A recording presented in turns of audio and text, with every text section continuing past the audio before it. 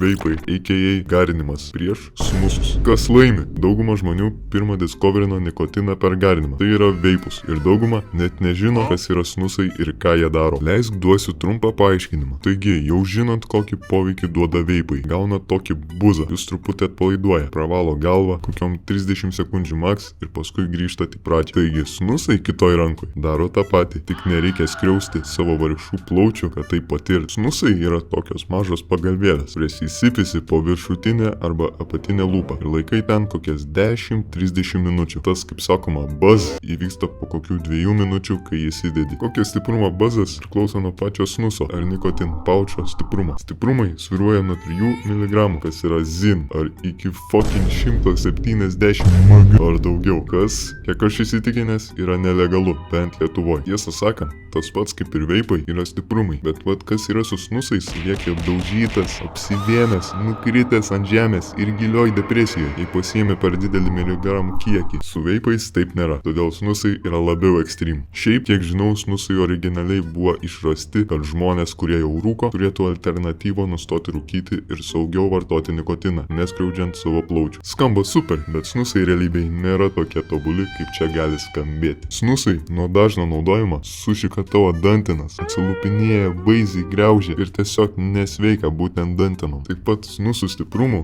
yra dahuja, kaip sakiau, eina iki pat fucking 200 mg. Taigi tavo tolerancija nikotinui su snusais baisiai kyla labai greitai. Reikia atsargiai, patarčiau nenaudot per dažnai, nes kitaip greit pakilsi iki 200 mg levelio ir dar dėsis kelis vienu metu. O tada kvitint nikotino iš vis nebebus įmanoma. Jau lengviau būtų tas cigės kvitint, bet GG. Aišku, prie veipų stiprumų irgi gali priprasti ir nebejaus nieko, bet nėra tokiais dideliais kiekiais kaip snusai, bet dažniau, nes snuso efektas lestina iš mano patirties kažkur apie 20 minučių, o veipo pufas kokias 10-30 sekundžių. Tai aišku, veipą įtinsi daugiau. Pakalbėkime apie kainą, kuris iš šitų kainuoja daugiau, kurį labiau apsimoka vartoti iš finansinės pusės. Taigi jeigu esi užsifininęs veiperis, turi veipą, čia labai abstraktus skaičius, bet tarkim išleidi nuo 60 iki 200 eurų ant garinimo kiekvieną mėnesį. Iš šitą eina ir modas, skysčiai, koilai, visą tai. Dabar apie snusus. Snusų negali refilint. Snusai yra one time use ir išmeti. Bet aišku, yra little boyserių, kurie fucking tuos pačius snusus naudoja 2,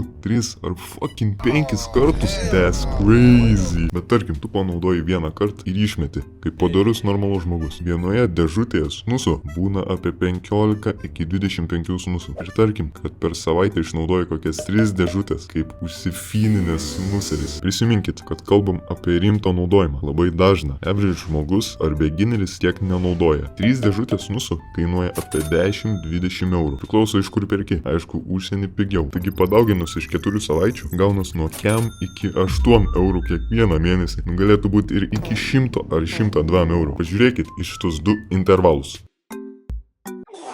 Apibendrinant, sakyčiau, labai priklauso nuo kiek naudoji, ar pats žiūri į kainas, ar miegi su veipu, ar snusu naktį ir taip toliau. Todėl labai sunku pasakyti, kuris geriau. Finansiškai žiūrint iš šitų random kalkulacijų, snusai labiau apsimoka. Taip pat snusai yra sveikesni, patogesni, nes nėra dūmų ir geresnis buzas. Taigi snusai laimi. Viskas, apie sveiką.